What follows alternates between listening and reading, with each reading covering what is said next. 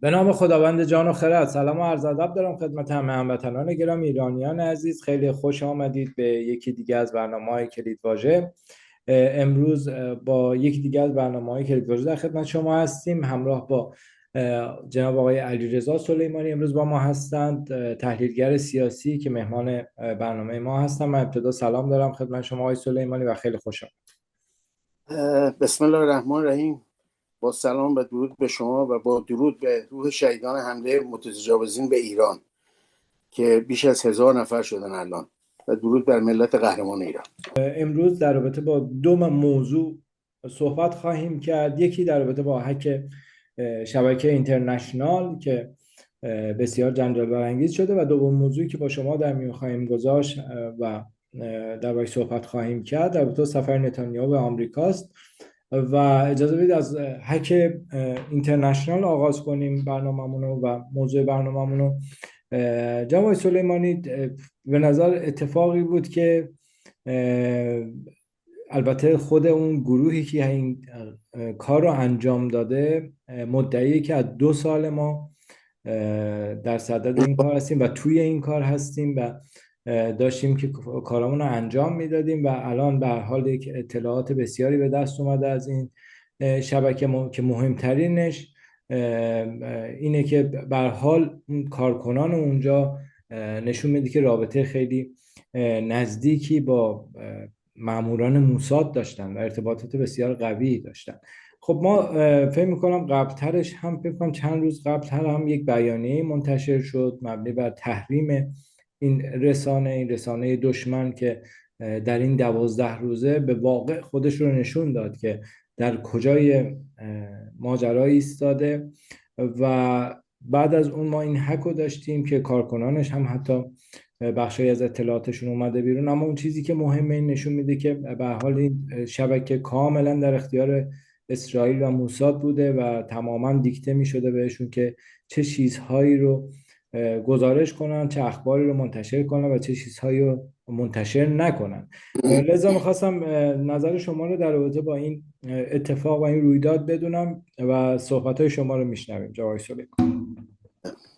ببینید، تمام شبکه‌هایی که در خارج از ایران فارسی زبانن، به غیر از 3-4 شبکه یوتیوبی مثل شما، مثل دو تا رفیقای دوستان خوب شما، همه اینا در خط اسرائیل نظام سلطه کار میکنن. ولی ایران اینترنشنال با همه اینا فرق میکنه، کاملا در دست اسرائیله. اصلا مرکزش دیگه اسرائیله، تمام فعالیتاش رو اسرائیله، با نخست وزیر اسرائیل مصاحبه میکنن، همه کار و هم غمشون رو اسرائیل، چون دیگه فهمیدن به نظر خودشون، به زعم خودشون، که فقط اسرائیل که با جدیت میخواد ایران رو مثلا تجزیه کنه، از بین ببره، و یه نیروی نظامی مثلا 1000 تا هواپیمای F-16 و F-35 اینا داره، میتونه مثلا ایران رو لطمه شدید بزنه. ولی اشتباه اینه که ایران 80 برابر اسرائیل. وقتی ایران پاسخ میده، یه منطقه کوچیکه که با اعراب و زمینای که از نظر قانون بین‌المللی 1967 هم اسرائیل گرفته، کلا یک 80 ایرانه. اون دو تا شهر اصلی، حیفا و تل‌آویو، وقتی ضربه میخورن، شریان اقتصادی اجتماعی اسرائیل به هم میریزه، اصلا کاری نمیتونن بکنن.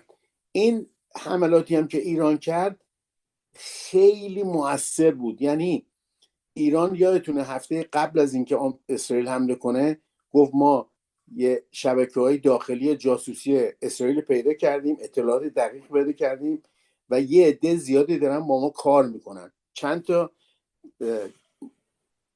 مامورین یا همدستان ایران در اسرائیل هم دستگیر کردن، حتی دیروز پیروز. و این نشون میداد که ایران یه نفوذ خیلی خوبی داره. ببینید، این بار که ایران حمله کرد، به مراکز مهم اسرائیل حمله کرد، به 5 پایگاه حمله کرد، به مرکز موساد،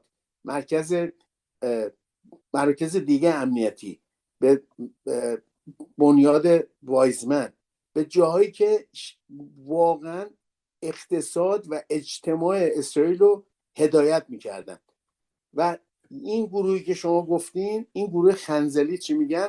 اینا چند ساله که دنبال اینان و اطلاعات جسته گریخته داشتن، میتونستن مثلا 2 تا فیلم از 2 موضوع بگیرن، ولی چون نمیخواستن اونا مطلع بشن داشتن تا آخر خط میرفتن که تمام اطلاعات رو یک جا به دست بیارن و آبروریزی حسابی از اینا بکنن که این کارو کردن. و حتی فیلم های شخصی مثلا اشوهگرانه این مرد اون زن، اینا رو که مثلا من فکر نمی‌کنم حتی اینا رو بزنن، اینا رو هم آوردن بیرون و آبروریزی حسابی اینا شد. صدای شما نمیاد. مثلا صدای تا شما حالا البته این نکته رو عرض کنم، اون چیزی که حالا توی بیانیه خود این گروه هکری اومده، این چیزی که حالا اومدن دادن بیرون و بخش کوچیکی که دادن بیرون، گفتن این چیز خیلی کوچیکیه از بعد این نوک کوه یخ. بله دقیقا. و اینا گفتم که اینا 2 سال کار میکردن که همه اطلاعات با شوک شدن اونا در دست بگیرن، نه که 4 تا فیلم بدن بیرون اونا برن مثلا سیستم رو عوض کنن، سیستم های بلاک چین خودشون رو بیشتر کنن، بهتر کنن. اینا این کار کردن و تمام اطلاعاتی که اینا دارن، مثلا روابطشون با مثلا موساد هر روز اونجاست به اینا میگه چی بگین چی نگین، چی رو پخش کنین چی رو پخش نکنین، اینا رو همه رو پیدا کردن. چون این میدونی که این شبکه عربستان بود موقعی که با ایران مشکل داشت. وقتی عربستان با ایران روابطش درست شد، یکی از خواسته های شمخانی از عربستان این بود که این شبکه رو ول کنن، یعنی دیگه بهش پول ندن، کمک نکنن. و این خواسته اصلی ایران بود که البته خواسته های عربستان هم چی بود؟ ایران مثلا انصارالله و حوثی‌ها رو مثلا جلوشون رو بگیره، به عربستان کمک نکنن، حمله نکنن، که ایران گفت ما به حوثی‌ها هیچ روابطی نداریم که بگیم حمله کنین حمله نکنین، اون به ما ربطی نداره، اون بین خود شما باید صلح کنین. ولی عربستان این شبکه رو گذاشت کنار. اسرائیل و صهیونیستایی که تو آمریکا هستن مخارج رو تقبل کردن و یک دفتر اصلیش رفت تل‌آویو. واشنگتن و لندن هم هنوز حتمی دفاتری داره، ولی کلا اینا رفتن پشت اسرائیل. بعد با رضا پهلوی هم که رفت اونجا، اونم واسه اینا یه بهانه شد که مثلا چی میگم، وارث تاج و تخت ایران هم دیگه پشت اسرائیل، پس اینم ما در جیب خودمون داریم الان، از میتونیم این هم استفاده کنیم. ولی این شبکه ها ایرانی ها ثابت کردن در طول تاریخ که با همه مشکلات، با همه کاستی ها، با همه دلخوری ها که از حکومت خودشون داشتن، از اول تاریخ 6700 ساله ایران که اگه بخوام با میترا حساب کنیم 9700 سال میشه، هم میشه وقتی حمله خارجی میشه همه مردم میان پشت اون حکومت با هم جمع میشن که کشور از بین نره. چون فهم سیاسی ایرانیا به عنوان یک کشور تاریخی تمدنی خیلی بالاتر از اینه که اسرائیل اونا بخوان درک کنن. کشور 77 ساله که بعد از جنگ جهانی دوم خب آلمانا و اروپایی‌ها اینا رو کشتن، نابود کردن و اینا رو مجبور کردن بیان اینجا، چون بوی نفت شنیده بودن، به یه پایگاه انگلیس و آمریکا اینجا باز شه، در صورتی که خود مردم بنیانگذاران صهیونیست نمیخواستن اونجا برن. اوگاندا، جاهای دیگه آمریکا جنوبی جا پیدا کرده بودن. واسه شما میدونین اینه که الان اینا دستشون باز شد. یه گروه زیادی از ایرانی‌ها که هنوز میگفتن نه و ایران اینترنشنال میدیدن، واقعا روگردان شدن از اینا، حتی مخالفین حکومت که یه وقتایی به اینا توجه میکردن. و شما الان خبری که من دارم نزدیک 107 بالای 170 هزار نفر این رسانه ها شبکه های اجتماعیشون رو ترک کرده. البته این میتونه روی ترس باشه. بله، ولی چیزی که مهمه اینه که اینا تمام اونایی که از ایران برای اینا ویدیو فیلم اینا میفرستادن هم لیستشون رو دارن، آی پیشون رو دارن و یه سری تو ایران وحشت کردن که با اینا همکاری میکردن. که مثلا ما برای اینا الان ببین اینطوری شده، این طرفو گرفتن تو خیابون دارن شلاق مثلا حالا هر چی میفرستادن. بعد اونا هم الان تو ایران وحشت افتادن. یه عده زیادی هم تو ایران دیگه اصلا این شبکه رو باز نمیکنن، میگه اگه باز کنیم ممکنه مثلا ما رو کنترل کنه کشور، حکومت بیان سراغ ما. ضربه مهلکی به اینا خورد و این فکر نمی کنم از این ضربه بتونن سر راست کنن، یعنی بتونن تمام قد بیستن دیگه. دیگه همیشه این لکه ننگ پشت اینا هست. یعنی تموم شده میدونید این شبکه رو در خوب واقع؟ شده نمیبینم، ولی خیلی کم اثر و بی اثر شدن. یعنی اگه یه عده‌ای بودن هنوز میگفتن مثلا 4 تا گفتار اینا ارزشی داره، دیگه اونم از دست دادن. یه سری که دیگه 100% میخوان با اینا باشن و با صهیونیستن و هر جنایتی اینا میکنه میگن اسرائیل خوش دفاع میکنه. خب اینا اینطوریه. و ما دیدیم که از زمانی که اسرائیل اومده سر کار، هر کاری کرده آمریکایی‌ها و غربی‌ها ازش حمایت کردن. از 10 سال قبل دیگه اصلا هر جنایتی اسرائیل هر موقع کرده گفتن دفاع خودش داره میکنه، دفاع مشروعه. رفت تو غزه این همه آدم رو کشته، 60,000 زن و بچه رو کشته، هی میگن دفاع خودش میکنه. اون الان درشویتز که تو همین برنامه اپستاین هم خودش یکی از اینایی بود که فیلم و نوارش اینا هم بود، که که زمانی که دولت بایدن بود ترامپینا گفتن چرا لیست مشتری های اپستان رو چیز نمیکنی، منتشر نمیکنی. خود وزارت دادگستری ترامپ همه رو باطل کرد، گفت اصلا لیست مشتری ها و اینا اپستان وجود نداره. خود این درشویتز یه دونه از اینا بود که میگه حماس تو غزه پشت مردم قایم شده، برای این اسرائیل مردم میکشه. حماس اصلا پشت مردم قایم، تو تونل هم زیر زمین هم اصلا با مردم تماسی به اون صورت ندارن، هیچ تماسی ندارن. حتی غذا که پخش میشه الان این میگن پیمانکاران آمریکایی. وقتی میگن پیمانکاران آمریکایی یعنی این نظامیان سابق، تفنگداران دریایی سابق، که اینا نشون دادن که وقتی این غذا رو میارن اونجا پخش میکنن،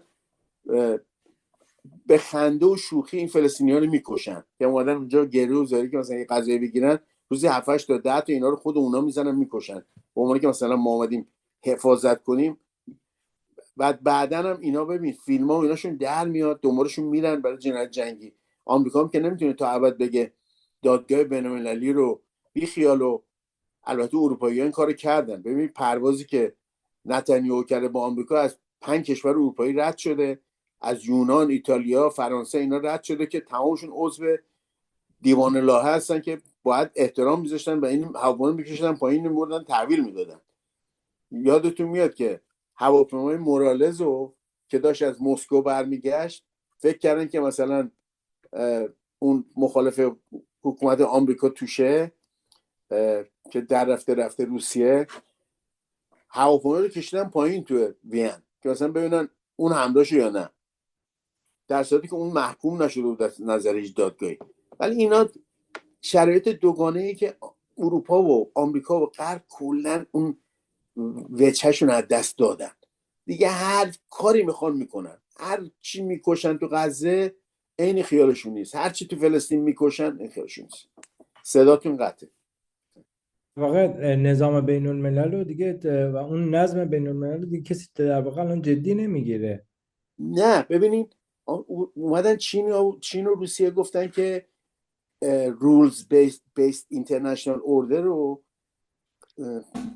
قوانین بین‌المللی بر پایه اصول ما قبول نداریم، بر rules based international order ما قبول نداریم، law based قبول داریم، یعنی بر پایه قوانین. چون که شما اون چیزایی که برای خودتون میذارین هر کاری بخواین باش بازی میکنین، اینو تایید سازمان ملل نیست که. لا بیس یعنی بر پایه قانون بوده. به هر صورت اینا وجه و حیثیتشون رفت و باید بشینیم منتظر باشیم چقدر آرشیو فیلم ها و گفتار اینا میاد بیرون که واقعا در آینده ما هم حتی شوکه میشیم که اینا تا چه حد رزالتشون بوده. حالا فعلا ما به قول شما لبه کوه یخ ما دیدیم و چیز بسیار زیاد. ممنون. خب بریم در رابطه با مسئله مهمی صحبت کنیم که بسیاری از خبرگزاری جهان دنیا دربارش گزارش تهیه کردن و اون هم سفر نتانیاهو به واشنگتن بود و دیدارش با ترامپ. ارزیابی شما رو میشنویم از این سفر و خب صحبت‌های زیادی مطرح شد. من دیدم خبرگزاری بسیاری مثلا رویترز خیلی صحبت کرده از دیدار میان ترامپ و نتانیاهو و البته به هر حال تاثیرش در رابطه با تصمیمی که در رابطه با ایران میخوام بگیرن.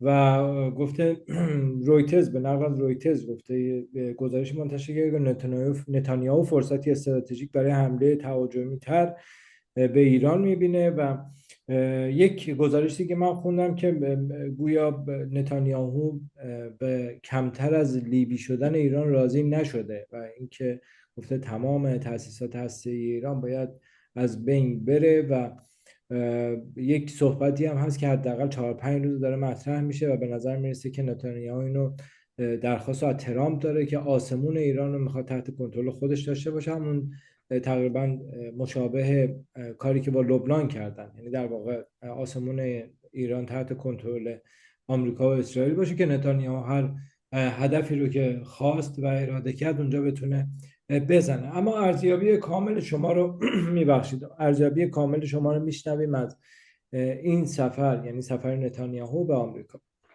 ببینید، نتانیاهو رو با هیچ رهبر اسرائیلی در رابطه با آمریکا قاطی نکنید.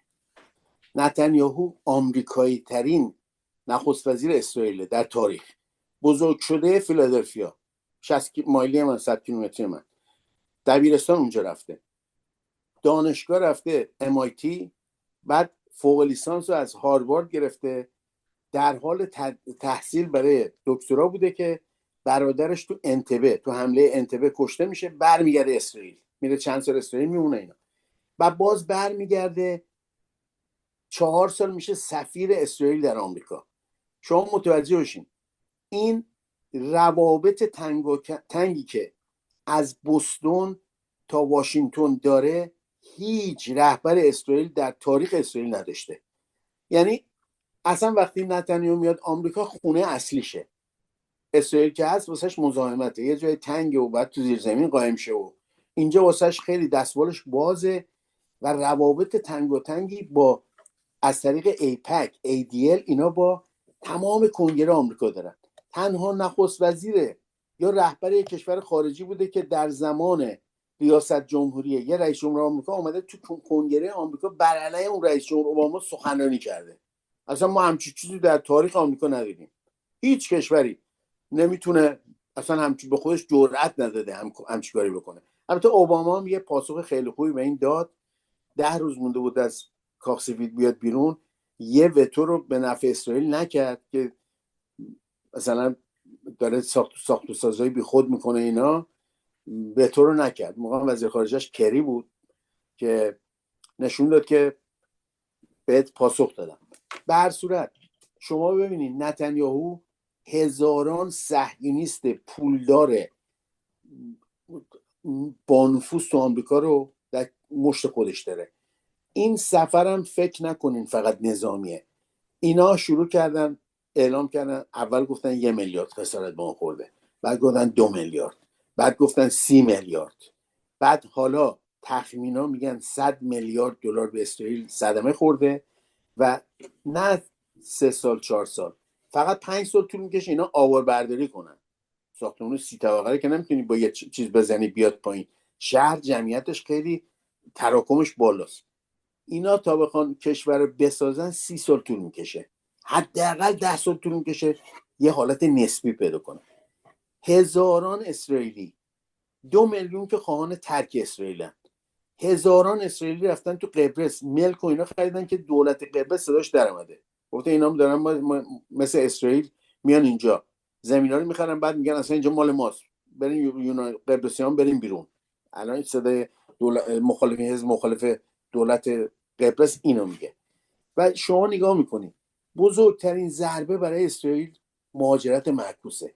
اینا اگه اون مهاجرت هر روز نیاد براشون، یعنی اینا تور داشتن تا هر یهودی هر جای دنیا بود پول میدادن، هواپیما میدادن، جان مثلا اگه سنشون پایین بود 25 سال 30 سال میوردن تو اسرائیل و میگفتن اینجا اگه تا پول نداری برو تو کیبوتس یا یه آپارتمان کوچیک میدیم و کار کن، بعدش یا پول خودت درست کن، آپارتمان برای خودت بگیر کن.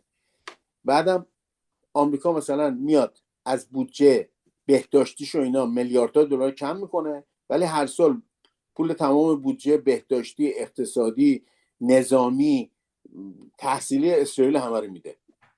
الان این نتانیاهو اومده آمریکا، به ظاهر اومده با کاخ سفید با ترامپ ملاقات کنه برای مثلا حمله به ایران. حمله به ایران به نظر من، خیلی از رفقا و تحلیلگرایی که شما آوردی هم گفتن به زودی حمله میکنه، به نظر من هم چیزی نیست. حداقل این حمله 6 ماه طول میکشه اگر بخوان حمله کنن، و اینه که باید خودشو بازسازی کنه. ببین تمام این موشک‌های پدافندی از فلاخن داوود گرفته تا گنبد آهنین گرفته، تا ارو پیکان. دو و سه، بله پیکان 2 و 3 و تاد یا پتریوت، اینا فقط بخوان موشکاشو جایگزین کنن 4-5 ماه طول میکشه. و شما نگاه کن یه دونه موشک تاد 4 میلیون دلار هزینهشه. موشکای مثلا ارو 3 1 میلیون دلار هزینهشه. خیلی گرونه، خیلی گرونه.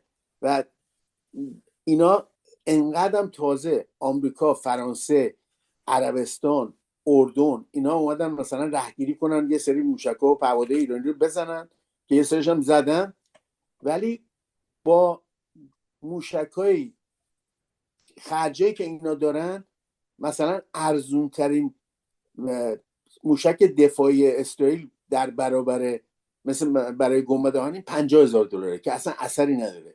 و اینا بخوان یه دونه موشک ایرانی بیارن پایین که میگن از $20,000 تا $500,000 هزینه داره، ولی اینا قیمت‌های جهانی حساب میکنن. تو ایران $500,000 $100,000 هم هزینه نداره، چون خیلی ایران ارزون تمام میکنه. بعد مثلا 2 تا 3 تا موشک بزنن، $12 میلیون بزنن که یه چیز $200,000 بیارن پایین.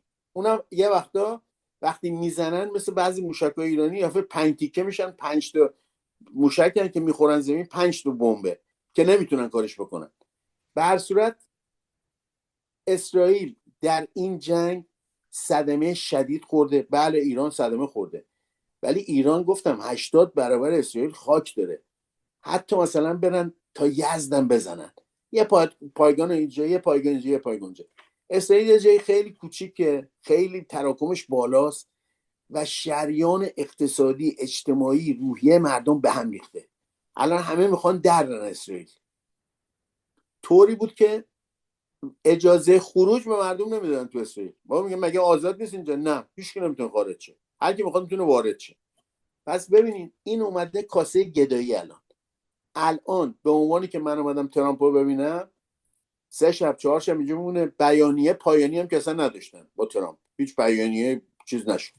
اینا اومدن چیکار کنه؟ یه گالم پول این صهیونیستا بگیره، از این اندیشکده ها، از این سازمان ها، از شخصی ها که ما وضعمون خرابه، کشور داغون شده، ما جلو دنیا سیلی صورت کنیم با سیلی سرخ کردیم که ما زدیم ایرانو، ولی خودمون میدونیم چه لطماتی خوردیم. تمام ارتشی آمریکا چه مخالف چه مخالف. خود ترامپ صدمات شدید ایران زده به اسرائیل، خیلی چه موشکایی دارن ایران. خب پس این نشون میده این صدماتی که خوردن چندین سال. این آدمی که روح و جسمش آمریکاییه، آمریکایی صهیونیسته، این نتانیاهو، گفتم از بوستون تا واشنگتن، شما از بوستون تا واشنگتن یک کمربند بکشی، 60% اقتصاد آمریکا تو این 400 کیلومتره. یعنی خیلی مهمه این گوشه. شما از پنسیلوانیا بری تا برسی به مرز کالیفرنیا، اقتصادی در کار نیست. یه سری مزارع مثلا ایالت آیداهو و نمیدونم وایومینگ و اینا ارزش چیزی ندارن، اقتصادی ندارن به اون صورت. کلرادو اون وسط مثلا یه ارزشایی داره، ولی کلا این تیکه شاهراه 60% اقتصاد آمریکا یا بیشتر رو هدایت میکنه و در دست خودش داره. تمام دانشگاه‌های تاپ آمریکا، تمام اندیشکده‌های مهم آمریکا، از بوستون گرفته، از هاروارد، اینا شروع میشه تا واشنگتن که مرکز قدرته. نیویورک هم که مرکز تجارت جهانیه به هر صورت، داو جونز و اینا دیگه. و کلا این اومده الان پول جمع کنه و اینه که وضع کشور داغونه، ما داره کشور بین میره، باید کمک مالی شدید بکنین. و یه جوری مثلا 50-60 میلیارد دلار جمع کنه که بتونه کشوری بیاره سر پا کنه که مردم فرار نکنه. 45,000 نفر ادعا کردن که مسکنشون از بین رفته و دولت اسرائیل کمک خواستن. پس این 45,000 مسکن هم چیز کمی نیست. و گفتم که نتانیاهو روحیات تمام مردم آمریکا رو میدونه، روحیات انجیلیا رو میدونه. در جنوب آمریکا، در ایالتهای جنوبی، تگزاس، مثلا تنسی، این ورا لوئیزیانا رو میدونه که اینا چقدر مذهبی های خیلی خیلی مذهبی شدید هستن و ایمان اینا چیه که اینجا باید دست اسرائیل باشه، دست یهودیان باشه تا حضرت عیسی مسیح که برمیگرده بیاد بگه هر کی مسیحی خودشو اعلام کنه، هر کی مسیحی نشده ما اینو سرشون میزنیم تا زانوش خون جمع شه. به این میگن رپچر. اینا رو هم میدونه، میگه اینا که احمق هستن بذار حالا ما پولاشونو بگیریم بگیم اسرائیل به سر پامونه، هر موقع مسیح اومد بیاد گردن ما رو بزنه، حالا پولا رو بدیم فعلا وضع ما درست شه. و اینا هر روز دارن خودشونو در موقعیت ضعف میبینن. بله شما با 3 کشور عربی و عراق هم پشت اینا بوده، اینا سال مثلا 67 73 با مصر، با اردن، با سوریه، عراق هم پشت اینا حمایت میکرده، همه رو شکست داده در 7 روز 10 روز. هیچ جنگ طولانی به نفع اسرائیل نیست، چون اسرائیل نمیتونه پسش بر بیاد. غزه رو شما ول کنین که میره یه جایی که زندان روباز، رای به جایی ندارن، زن و بچه مردم رو بمبارون میکنه، نه ارتشی نه پدافندی اونجا هست، هیچ چی البته نیست، همون میزنه. هم موفق نشدن. در 2 روز پیش غزه بله کشتن. حماس خیلی ضربات مهلکی به اسرائیل زده. بله چون راههای اینا رو بازیابی کرده، میدونن از کجا میان. بعدم جرأت دارن شما میری رو تانک اسرائیلی بمب میندازی توی تانک، کی اصلا جرأت داره نزدیک به تانک بشه؟ نه همه مسلسل دارن، این دارن، خمپاره دارن. میره اون جوان فلسطینی جان برکف که ایمان داره به کارش میره این کارو میکنه. و اینا الان ببینین، من تاریخچه این یهودیان رو دارم. من اسپانیا، پرتغال، یعنی شبه جزیره ایبریه، یه ماه پیش اسپانیا بودم، خودم این تحقیقات زیاد کرده بودم ولی رفتم ببینم با چشم خودم. میگفتن ببینید اینا یهودی‌ها با مسلمان هیچ اشکالی نداشتن. وقتی که اسلامی ها، مسلمان ها، مور عربا کنترلشن بر اسپانیا و حکومت میکردن 400 خورده سال، هیچ مشکلی با یهودی ها نداشتن. یهودی ها اونجا تجارت خودشونو میکردن، مسلمان تجارت خودشونو میکردن، اگه پول در میوردن یه مالیاتی میدادن و مسلمان ها و یهودی ها همه به خزانه دولت اسلامی پول میدادن دیگه. بعد وقتی که دوره انگیزاسیون یا اینکویزیشن اومد که کاتولیکا برنده شدن، اومدن گرفتن این مناطق دست مسلمان ها، اینا گفتن یا باید مسلمون بشین یا ما همه رو میکشیم یا باید اینجا بریم، 3 راه بیشتر نداره. یه عده یهودی ها الکی اومدن گفتن ما مثلا کاتولیک شده، اومدن هفته ها اینا میومدن روزای شنبه مثلا اینا باید ترتیب بشن، میوردن خوک میوردن در خونه گفتن بخوریم. خب یهودی هم نمیتونستن بخورن دیگه. یه سری با اینا با مسلمان ها چیکار کردن؟ مسلمان ها به اینا گفتن ما از شما حفاظت میکنیم، بیان بریم مراکش یا الجزایر، جنوب مدیترانه، که اینا بزرگترین تاجرای خود اسپانیا در زمان مسلمان ها خود همین یهودی ها بودن.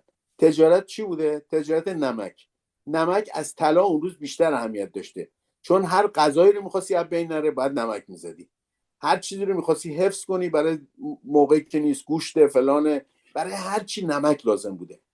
بعد اینا رو میارن تو مراکش. خودم مراکش بودم بیام پیش دیدم، چون من تحقیقات کرده بودم، رفتم این شهرها فاس میگن هرچی، یا کازابلانکا، رباط، اینا همه مناطقشون هست. خیلی هم یهودی تو اونجا زندگی میکنه. تجارت چی بوده؟ باز تجارتشون نمک بوده. شما نگاه میکنید نمک به لاتین سل میشه، به انگلیسی میگن سالت SALT. بعد لغت حقوق به انگلیسی میگن سالری دیگه، چون اونا آخر هفته به هر کی که حقوق میدادن یه مقدار نمک میدادن، 50 کیلو نمک میدادن جای حقوقش، 30 کیلو نمک میدادن جای حقوقش. اصلا لغت سالری حقوق جا افتاده از اون لغت نمک در غرب که الان استفاده میکنیم. اینا وقتی رفتن اونجا، مسلمانای مور مراکش یا شمال آفریقا هیچ کاری به اینا نداشتن، اینا تجارتشون رو میکردن. به اینا میگن یهودیان مزراحی، یهودیانی که در بین اعراب بزرگ شدن. و اینا هیچ موقع هیچ ناراحتی نداشتن، نمیخواستن مراکش برن. ولی عین همون برنامه‌ای که تو آمیا به سر یهودی‌ها آوردن تو آرژانتین که ایران و حزب الله رو چیز کردن، ادعا کردن که کار ایران حزب الله، موساد چندین فقره این کارا رو کرده، چون میلیاردرهای زیاد یهودی تو آرژانتین هن. هرچی به اینا میرفتن اسرائیلی‌ها میگفتن، سفارت اسرائیل اینا رو میخواست، میگفت برین اسرائیل سرمایه‌گذاری اونجا بکنین، چرا اینجا زندگی میکنین، اسرائیل به شما احتیاج داره، یا تو مراکش این میلیاردرها دیگه. خودشون بمبگذاری کردن به ایمان یه عده زیاد، خود حتی یهودیایی که تو آرژانتین هن. تا یه دولت دسترسی مثل این میلی میاد میگن ایران محکومه. دولت‌های چپی که میان سر کار اصلا دیگه از راجع به ایران حرفی نمیزنن. با آمیا همین کارو تو مراکش کردن، اومدن بمبگذاری کردن، چندین یهودی رو کشتن، وحشت ایجاد کردن که اینا برن، یه سریشون هم رفتن از ترس دیگه برن اسرائیل، فکر کردن که اعراب و مخالفین اینا مسلمان‌ها دارن اینا رو میکشن، در صورتی که اینطوری نبود، خود برنامه دست خود موساد بود. چون اینا از هیچ جنایتی روگذار نیستن، حتی مردم خودشون هم به کشتن میدن که دادن. پس شما نگاه میکنی اینا همش دروغه. بله در اوایل اسلام اینا اختلافایی داشتن، در یثرب مدینه حل میشده، اختلافایی بوده حل شده، یهودی‌ها زیرش زده بودن یا اونا میگن مسلمان زیرش زدن، خب این چیز شده. ببینید ملکه ایزابل در گرانادا اومد پول داد به یه یهودی به نام کریستوف کلمب که اون خودش میگه من کاتولیکم، که بیاد مثلا که آمریکا رو پیدا کرد. به هر صورت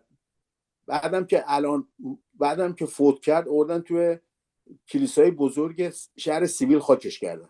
پس ببینین یهودیا توی اسپانیا خیلی قدرت داشتن و الان وقتی ما میگیم لغت سفاردیک، چون به عبری سفار یعنی اصلا اسپانیا، لغت اسپانیاست. به هر صورت اینا این کارهایی که کردن اومدن و مسلمان‌ها و یهودی‌ها رو به جون هم انداختن از بعد از تشکیل اسرائیل، چون اینا هیچ کردن با هم هیچ مشکلی نداشتن. هیچ موقع مسلمان‌ها اگه شما برین تو اسپانیا و تو پرتغال میبینید نقشه‌ای که اسلامی‌ها کشیدن برای مثلا قصراشون 8 گوشه وسطش ستاره داوود هم میبینید. یعنی اینا اینقدر با هم نزدیک بودن. من چند دفعه خونده بودم، عکسم دیده بودم، باور نمی‌کردم. گفتم بریم اونجا که اینا هست، رفتم اونجا، الان فیلم عکس دارم، هر کی خواست من برای شما میفرستم. یه نکته‌ای که هست، حالا بسیار ممنون از صحبتایی که کردید، اما برگردیم روی خود آمریکا و اسرائیل و بسیاری در حتی قبل از جنگ، حتی 1 ماه قبل از جنگ که صحبت از مذاکرات بود، از این صحبت میکردن، تحلیل میکردن و صحبت میکردن که نتانیاهو ترامپ مشکل دارن با هم و یک جور درگیری های سیاسی هم با هم دارن، اختلاف نظرهای شدیدی دارن که ما باید یک جورایی بتونیم از این اختلاف نظرها بهره برداری کنیم و ترامپ و آمریکا رو به سمت خودمون بکشیم، که در نهایت متوجه شدیم که بازی فریب بوده و وسط مذاکره به کشورمون تجاوز نظامی شد. اما در این شرایط شما موقعیت آمریکا و اسرائیل رو چگونه می‌بینید؟ آیا حالا اون بحث داخلی اون افرادی که همچنان اصرار داشتن که آمریکا و اسرائیل درگیرن با هم، ما باید استفاده کنیم، همچنان هم حرفا رو دارن میزنن و دنبال میز مذاکره هستن، اما با توجه به اینکه شما در آمریکا هستید، در حال حاضر وضعیت سیاسی آمریکا رو چگونه میبینید؟ و چون یه فایل صوتی هم بی بی فکر می‌کنم CNN ببخشید منتشر کرد از اینکه ترامپ در اون فایل داشت صحبت میکرد که ما از مسکو به کم موضوع هم قراره که بمبارون حمله کنیم و بله. خب به نظر میرسه که ترامپ از اون شعارهای انتخاباتی قبل از انتخاب شدن در انتخابات آمریکا کمی فاصله گرفته و داره خودش رو آماده میکنه برای حتی جنگ‌های بیشتر.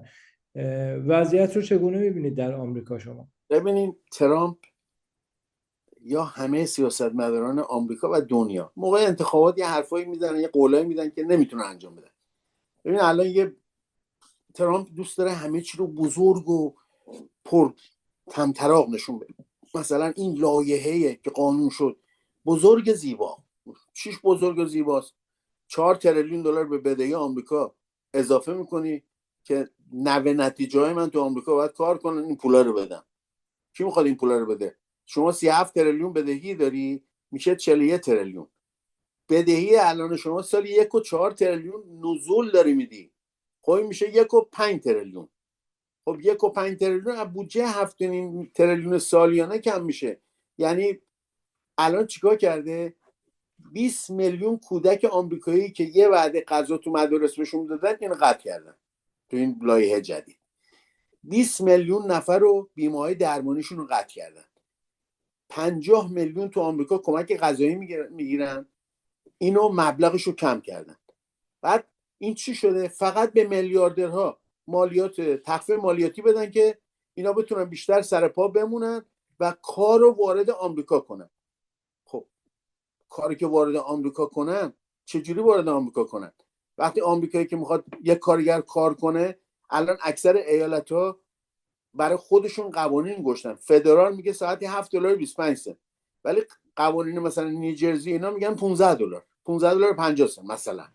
خب اینا بخوان تو هر ایالتی کار کنن 14 15 دلار ساعتی بدن و یک کارگر فنی که میگه 30 دلار ساعتی به من بده، خب نمیتونن بدن. کارا هنوز در خارج انجام میشه و کاری نمیتونه آمریکا بکنه. اینا کاری نمیتونن بکنن. فقط پول مردم آمریکا بیشتر میره دست یه عده. میاد چیکار میکنه؟ میگه انعامایی که کارگران رستورانی مثلا گارسون، ویتر، ویترس اینا مثلا میگرفتن، هر صورت حسابی که میومد حساب میکردن 6% اینا انعام گرفتن، در صورتی که تو آمریکا 15 تا 20% مردم میدن. 6%ش باید مالیات بدین. یارو مثلا سالی 700 دلار 1000 دلار بعد مالیات این انعام رو میداد به طور میانگین. حالا این 700 دلار ما به خود پس میدیم، ولی هزاران جور دیگه از بیمه درمانی کم میکنیم، از این کم میکنیم، از اون کم میکنیم و این پول رو چیکار میکنیم؟ 170 میلیارد دلار داریم میدیم واسه مرزبانی و 10,000 نیروی اداره مهاجرت برای دستگیری و اخراج مهاجرین غیرقانونی. این 10,000 نفر بعد 5 سال 20,000 دلار پاداش میگیرن اگه بمونن. خب همش یه حالتی که کشور کردن، یه حالتی که فقط اگه میلیونری بیاد تو آمریکا، بخوای بیای تو آمریکا پول دارشین، رویای آمریکایی دیگه وجود نداره. هر کی 5 میلیون دلار داره بیاد گرین کارت بگیره، بیاد فلان کنه. بعد میگه گرین کارتو قوانین رو گذروندن تو این، واقعا شرم‌آور بود. گرین کارت شهروند آمریکایی این جرما رو بکنن ما اینا رو میتونیم اخراج کنیم. بابا آخه شهروند آمریکایی که اومده دیگه بزرگترین جنایت هم که بکنن بدون عین آمریکایی با تو زندان بشه دیگه اخراج نداره که. بعدم شما یارو 30 سال بهش زندان خورده، شما اخراج میخوای بکنی؟ خب بعد 30 سال میخوای اخراج کنی، یارو 60 سالش میمیره دیگه مثلا، یا 30 سالش میشه 60 سال میخوای اخراجش کنی. به هر صورت یه قوانینی دارن میگذرونن. کلا 12 کشور ایرانی فلان غیره اصلا که نمیتونن دیگه بیان آمریکا، نه با ویزاهای فامیلی مثل برادر، خواهر، مادر، پدر، هیچ کسی نمیتونه بیاد. و خب این قوانین همش به زیان آمریکاست. و نیا کنیم ببینید اومده بودجه نظامی رو میگه 1.1 تریلیون کرده. نه، اگه شما حساب کنی برای مثلا گنبد آهنین طلایی آمریکا، مثلا اسرائیل میخواد گنبد کنه، این حرفا رو، این دروغای جنگ ستارگان رو ریگان هم زد، اصلا شدنی نیست. شما هیچ دفاع موشکی در تاریخ برای موشک هایپرسونیک نداری و موشک ICBM هایپرسونیکه، من میشه جلوشو با یه موشک گرفت. حتی شما وقتی موشک کلاهک اتمی هایپرسونیک داره وارد میشه اونم بزنی، هرچی بیاد پایین اون منطقه نابود میشه دیگه، پس ارزش اصلا نداره. شما باید یه کاری کنی اصلا به اونجا نکشه. خب شما اومدین چیکار کردین؟ همین آقای ترامپ کسی بود که جنگ اوکراین پایه‌گذاری کرد، میگه من اگه بودم جنگ نمیشد. تو شروع کردی اسلحه دادی به اوکراین، تو شروع کردی بودجه دادی واسه آزمایشگاه‌های بیولوژیک و فلان در شرق اوکراین که روسا وحشت کردن. خب و الانم چی؟ من از پوتین منزجرم، دروغ میگه، خیلی قشنگ صحبت میکنه ولی هنوز داره چیزا رو اوکراینیا رو میکشه. مشخصا خب آقای سلیمانی، ترامپ در رابطه با ایران چگونه فکر داره میکنه الان؟ ببینید آیا درباره ایران، ببینید آمریکا کلا نیروی نظامی نداره، پرسنل نظامی نداره و این 400,000 نفر پرسنل نظامی که داره 100,000 تاشون نیروهای موثرن. اینا نمیتونن بیان در غرب آسیا مشغول بشن چون وحشتشون از چین و تایوانه، نمیتونن، خودشون هم گفتن. حد اکثری که آمریکا بتونه کاری بکنه بیاد یه بمبارون هوایی مثل اینا بکنه.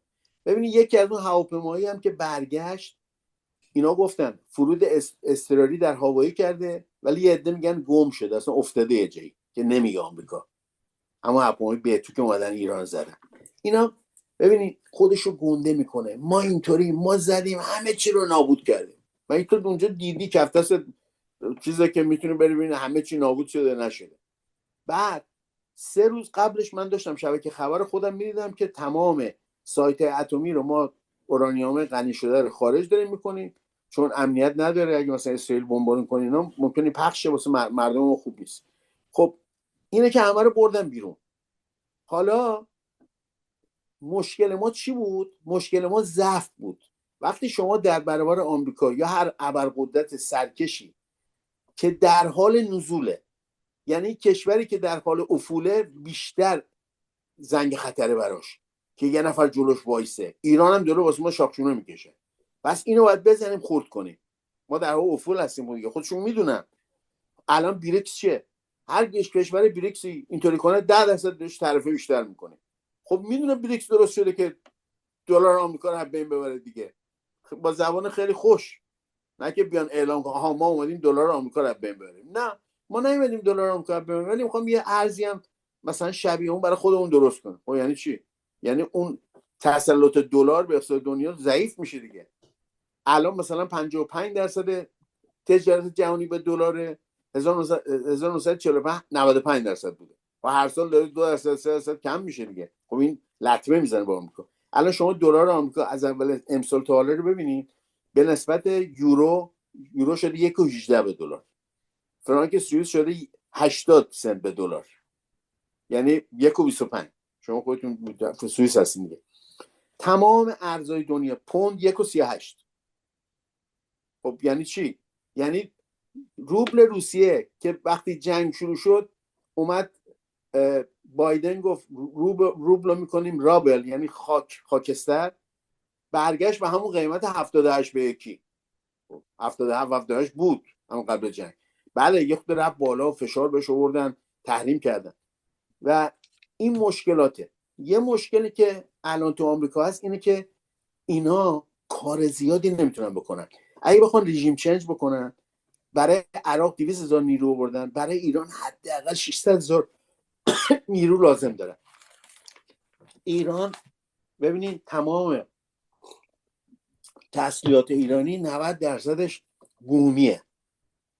ما موشکامون همه بومیه، پهپادامون بومیه. بله از جایی چیزی میخریم، قطعاتی میخریم میاریم سرهم میکنیم، این هم هست، همه دنیا این کارو میکنن. بعدم که آقای ظریف واسه حسن نیت در برجام یه بندی هم گذاشت که ما تحریم تسلیحاتی بشیم تا اکتبر 2020 که اون تا اون موقع نه روسیه نه چین هیچی به ما نمیدادن، که بعدا شروع کردن یه چیزایی به ما دادن. اونم نوشته بودن تسلیحات مثلا دفاعی رو میشه، که روسیه اومد 2016 به ما چیز داد، S-300 داد. و روسیه و چین هم با ما همکاری نمیکنن. چرا با ما همکاری نمیکنن؟ چون ما هر موقع هیچ دیگه با ما حال نمیکنه، با ما راه نمیاد، میریم سراغ اینا. خب اونا هم فهمیدن دیگه. شما موقعی که دست و بال بازه میتونی با ما کار کنی، نمیکنی. وقتی راهها و همه جا راهها بهت بسته میشه، میای سراغ چی؟ سراغ چین، سراغ روسیه. خب اونا هم میفهمن، اونا هم همکاری نمیکنن. من نمیتونم بگم تقصیر اونا هست. ما باید رو خودمون حساب کنیم، رو پای خودمون وایسیم، این توش حرفی نیست. ولی چین به خاطر جاده ابریشم به ایران خیلی محتاجه. اینطوری نیست که بخواد از ایران صرف نظر کنه. ولی وقتی میبینه تحویلش نمیگیرن، وقتی میبینه هر موقع کارشون گیر میکنه، حالا چین بیا ما یه کمکی بکنه. ما همش آرزومون اینه که بریم مذاکره کنیم. ببینید آقای پزشکیان و ظریف تا اومدن شروع کردن چی؟ مذاکره مذاکره مذاکره. خود آمریکایی‌ها قبول کرده بودن که ایران، شمخانی هم گفت که ایران تمام اورانیوم غنی شده شو مازادش رو خارج کنه، بده به روسیه یا بفروشه یا هر کاری میخواد بکنه، امها کنه و با 3.67 ادامه بده. یه مقداری 20% هم برای پرت و دارو داخلی، نیاز داخلی در سال درست کنه. قبول کرده بودن اصلا. ولی وقتی شما میگی التماس مذاکره مذاکره مذاکره، خب طرف میفهمه شما محتاج مذاکره، صفر میکنه، میگه اصلا هیچ چی غنی سازی نمیتونی بکنی. بعدم یه سری ترجمه‌ها تو ایران اشتباهه. میگن ترامپ 2 هفته وقت داده تا ایران رو بمبارون کنه. هیچ موقع نگفت 2 هفته. بعد گفت within 2 weeks، یعنی تا 2 هفته، یعنی از اون ثانیه که حرفم دهنم اومد بیرون تا 2 هفته میتونم بمبارون کنم، که فرداش بمبارون کرد. بعدم هی میگفت من به ایران 60 روز وقت دادم، 2 ماه وقت دادم که بیاد با ما کنار بیاد. قبل 60 روز اومدم بندر رجایی رو به خاطر اشتباه چیدمان کالاهای ایران اومدن چند جا رو ترکوندن و اون صدمه رو به ما زدن. دور شیشم هم که میخواستیم یه شنبه بریم که جمعهش حمله کردن که چی؟ من 60 روز تموم شده بود. الان یه مهلت دیگه ای هم داده ترامپ. به نظرتون آیا 2 اه، هفته شد، 2 هفته داده بود که تموم شد. تمام شد؟ الان دوباره احتمال داره یک مهلت دیگه ای بده و به نظر میرسه بازی کمی داره ببین تغییر میکنه و ببین نظر خود ببخشید، من نظر بفهم. خود، شما اگه بخوای کنار بیای، بخوای زیر بگیری، هم حمله بهت میشه، هم حیثیتت میره. و اگرم بخوای که همه چی رو بدی، که دیگه استقلال کشور کجا میره؟ ما اگه استقلال چه معنایی داره؟ ما اگه بخوام همه چی رو بدیم، خودمون هر چی آمریکا میگه قبول کنیم، دیگه چه ارزشی واسه خودمون داریم؟ آمریکا یه حکومت زورگوه و در حال زوال. نمیخواد یه ایران براش جلوش قدم کنه. همه زور رو به ایران میگه. در نهایت هم به ایران حمله میکنه. ولی اگه شما بری بهش بگی حالا بیا آقا همه چی رو میدیم، اینطوری کن اینطوری، مگه اون ول میکنه؟ الان شما تمام اورانیوم غنی شده رو خارج کنی، اصلا غنی سازی رو جمع کنی، فردا میگه موشکاتم بده، فردا میگه پهپاداتم بده. خب ما چیکار کنیم؟ خب بشینیم در نهایت بازم بهت حمله میکنه. یعنی ما حمله لیبی، میکنه. تجربه لیبی رو داریم. بله، اصلا خود نتانیاهو اینا به کمتر از لیبیایی شدن ایران که چیز ندارن. ولی این ضربه که ایران بهشون زد، در تاریخ اسرائیل هم چیزی اینا ندیده بودن و نخورده بودن و اینا نمیان فوراً به ایران حمله کنن. الان دارن بازسازی میکنن خودشونو، دفاع موشکیشون رو قوی میکنن. چندین سامانه اضافه داره آمریکا بهشون میده که به اوکراین نمیده، که اوکراین لازم داره. و آمریکا این گلوله ها رو به اندازه کافی نمیسازن، یعنی زیر ساخت اینا بوده سالی مثلا 1000 تا، بیشتر احتیاج نبوده که جنگ اونطوری پیش بینی نمیکردن که. ولی جنگ اوکراین و اسرائیل اینو خیلی ذخایر رو برده پایین و اینا دارن، اسرائیل داره خودشو بازسازی میکنه. ولی من فکر نمیکنم اسرائیل به ایران حمله کنه، مگه فکر کنه تمام مثلا پرتابگرای ایران رو از بین برده. و ایران هم که اعلام کرده و اسرائیل هم نگفته که ما هیچ کدوم از شهر موشکی ایران رو زدیم. شهر موشکی ایران خودش هر کدوم این شهر موشکی، من نمیدونم چند تا دقیقا، گفتن بین 1000 تا 3000 تا موشک و پهپاد توشه. بعدم این تخمینی که میزنن 3000 تا موشک ایران داره، برای شما یه نکته فرستادم. این کمه، این دست کمیه که اینا فکر میکنن. و ایران وقتی که در این جنگ 12 روزه حدود 600 تا موشک زد، برای چی زد 600 تا؟ برای که فکر ممکنه یک سال بخواد جنگ کنه. اینطوری نبود که نداشت بزنه، میتونه 3000 تا نمیخواد 3000 تا هم رو بزنه. درست. چرا نظر؟ برای اینکه فکر میکرد که اینا ممکنه این جنگ رو ادامه بدن، فرسایشی بخوام بکنن. بعد ما تجربه جنگ 8 ساله رو داشتیم دیگه. اینا اینطوری هم فکر میکنن. ولی هیچ کشوری به گفته نظامیان واقعا با سواد آمریکایی میگن، هیچ کشوری در تاریخ مدرن بعد اینکه سران نظامیشو در همه رشته ها از بین بردن نتونسته مثل ایران قد علم کنه و حمله بکنه. روز اول که چی گفت ترامپ؟ آره این کار ما بوده، ما زدیم و همه داغون کردیم ایرانو. تا که ایران جواب داد گفت من اصلا نمیدونستم هیچ چی، خودشون زدن، هر کاری بوده. زود خودشو کشید کنه. و اینا ببینید ما باید به خودمون وابسته باشیم و باید در روابطمون با کشورهای دیگه بازی ندیم. کشورهای دیگه رو ما میدونیم روسیه و چین به فکر خودشونن. روسیه مشکلاتی داره در اسرائیل، 2.5 میلیون اسرائیلی روسی صحبت میکنن و خیلی نمیدونن. خیلی از این روسایی که رفتن تو اسرائیل، مخصوصا اولیگارکا که از اروپا فرار کردن با قایقای تفریحشون فلان رفتن اسرائیل، اینا تحریم‌های جهانی رو برای اسرائیل برای روسیه دور میزنن. خب روسیه نمیتونه اسرائیل بیخیال شه، نابودی اسرائیل نمیتونه ببینه، نمیتونه، چون درگیری داره باشون. و چیکار میکنه؟ اون جایی که باید به ایران کمک کنه میبینه ایران هم که یه وقت میاد یه وقت نمیاد. معطل این که آمریکایی‌ها بهش کمک کنن و اروپایی‌ها کمک کنن، اگه اونا نکنن بیاد سراغ ما، اونا هم نمیکنن. چینی هم همینطور. و باور کن با این مهریایی که ما به چین کردیم، بازم چین ما کمکایی کرده. حالا داره پدافند میده، هواپیما میده، اینا گفته، خودش هم گفته به سفارتش در اسرائیل، گفته در زمان جنگ ما هیچ موشکی به ایران ندادیم، هیچ پدافندی به ایران ندادیم. ولی این دلیل نمیشه که بعدش ندادن.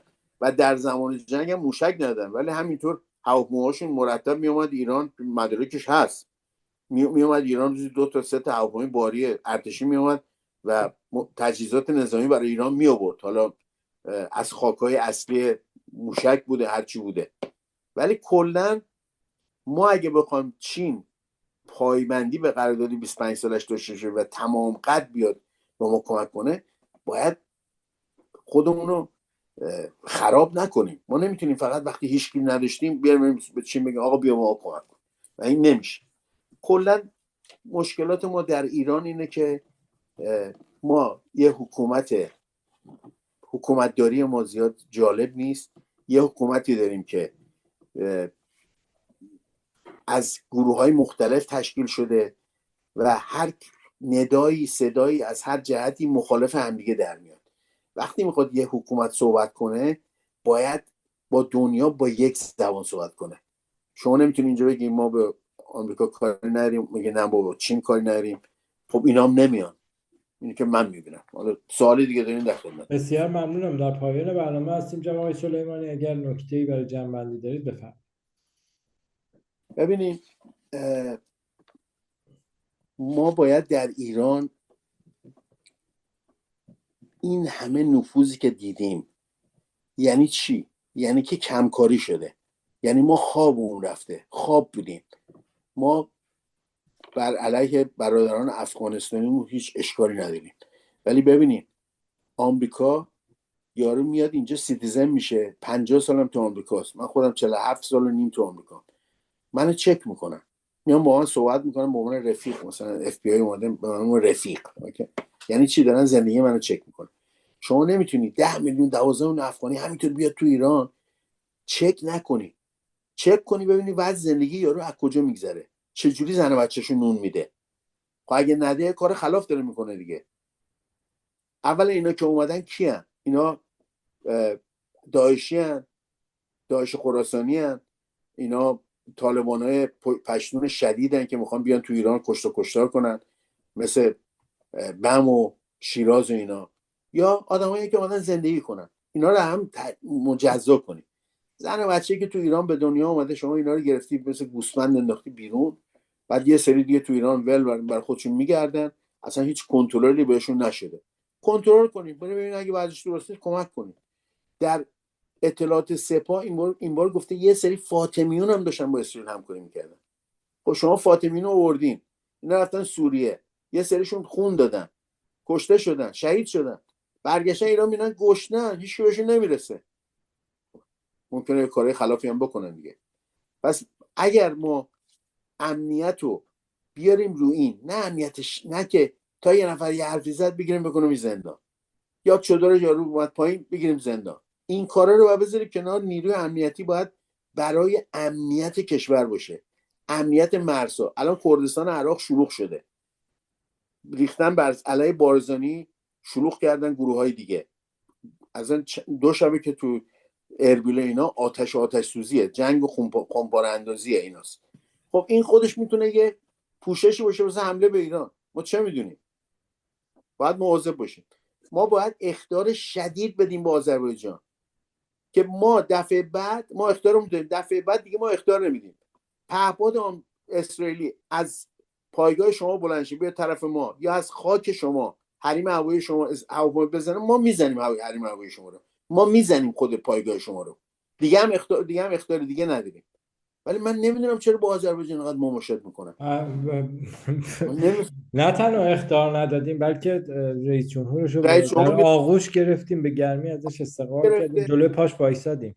بعد میره اونجا بعد میتینگ بریکس که ما بزرگترین حامی ماست، بعد اقتصاد ما اصلا نمیره ایشون. من درک نمیکنم واقعا در چه گیری کردیم. من هر روز اولش میدونستم که ایشون بیاد مشکلات ما زیاد خواهیم داشت. به هر صورت انتخابات تموم شده، حالا بشینیم ببینیم بزرگان کشور چیکار میکنن.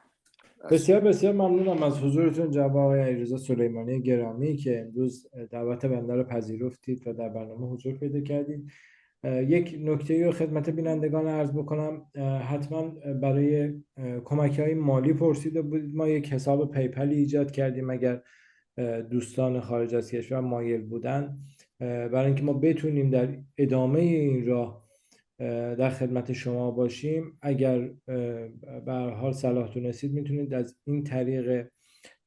طریق این همین حساب پیپل میتونید کمک های مالیتون رو ارسال بکنید.